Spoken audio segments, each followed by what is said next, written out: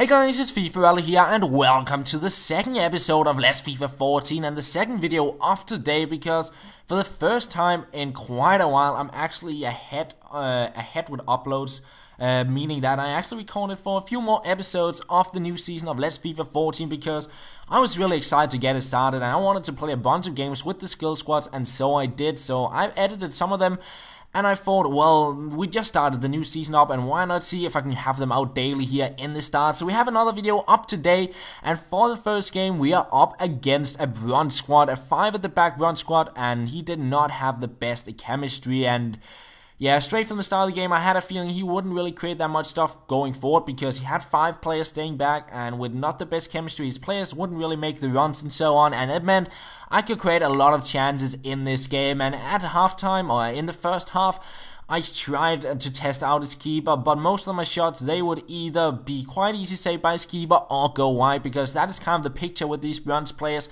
The shooting is not exactly the best if you want to try and score a goal from distance, and most of the time they'll not exactly hit it as you want them to, but other times they'll hit it really nice, which you'll see later into this episode, and then the bronze keepers just won't stand a chance. But here we do make it 1-0 with FifaRalle, and he's a really good player. He got the long shot trade and he got the 4-star skills, and here we test out the keeper from distance, an insane curve on that volley.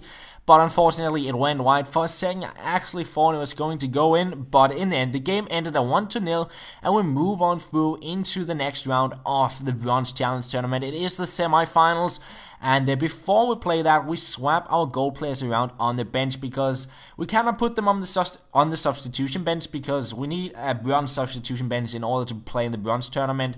So we have to use the reserves bench, and we had a few goal players not on the perfect fitness, so we got them onto the reserves bench, and then we're ready to head on into our next game in the tournament. It took a little while before we found our opponent, but we'll eventually find one, and we came out against a 4-2-3-1, a Bundesliga German squad there, and he had a lot of strong links going on, and he gets the first chance here. He kicks it over from a free kick, he picks it up, and what a shot that was at the near post to make it 1-0. We flick it up, go with it over the top ball, we find Lazaro, and we pick up our first penalty of the series. And in the top right corner you got the penalty counter back, because I know there were some people asking in the last season, where's the penalty counter we had in Let's FIFA 13, why is it not there? And I decided we're into the second season and let's bring it back, because it seemed like quite a few people wanted it back. So yeah, we have it back into the series, and we got our first penalty. We did convert it, and we almost made it 2-1 with the shot off the bar before with Sardis, but he gets on the ball once again. He chips it into a diving header, but it is saved. I kind of wanted to get the scoop chip in and try for the bicycle kick, but instead we get the second goal in the game with FifaRalle. I talked about it earlier. When the bronze players hits it right, it is difficult to save for the bronze keepers, and FifaRalle does have the long shot trade. So if you get in the right position and the correct shot power, he can pull off some quite nice shots, and that did win us the game there.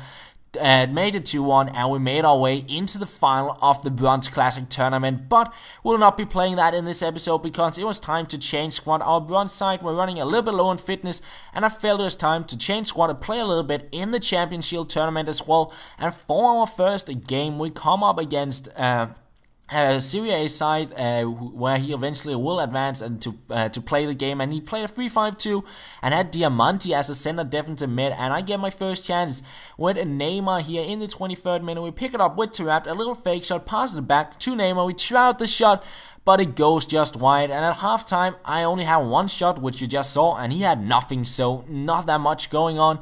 But into the second half, it's Neymar linking up with Kaka. We get on the ball, we pass it back to Kaka, and we try to see if we can chip his keeper, but he will save that one. And at full time I had a few more shots in. He had one shot, but not that much stuff going on, and I got ready to continue into extra time.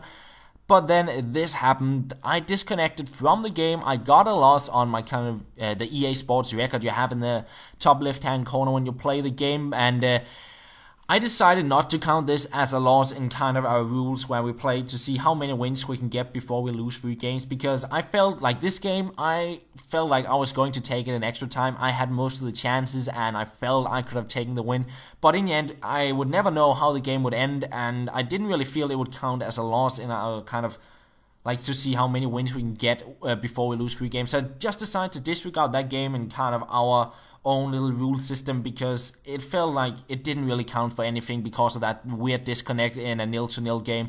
But we head on into the Champions Shield tournament once again, because we got knocked out of it because of that disconnect. So we had to start over from the round of 16th, and we get a nice little bicycle kick in here, but it is saved, and we get another chance. Kaka on the ball, trying to find Neymar. It falls to McGeady. We chip his keeper, but it goes just over the goal there from McGeady. And another chance. Ronaldinho going past Dante with a lovely sombrero flick, but the volley is just over the goal. So we into the second half. We play 2 minutes. A backheel pass. We find Neymar in the end. He turns to the defender. He takes the shot from distance, and he makes it 1-0. A nice little goal there. And then it's Ronaldinho on the ball. He will link up with McGeady, and their partnership is really good. You'll see it in the next episode as well. But yeah, Ronaldinho with a few skill moves. We find McGeady. Eventually, we'll make our way into the box. A Rabona cross. Had hoped for a bicycle kick, but it ends up being a weird shot from Neymar, who somehow puts it into the back of the net and makes it 2-0. And after that, my opponent decided to rage quit. So we move on through into the quarterfinals of the tournament.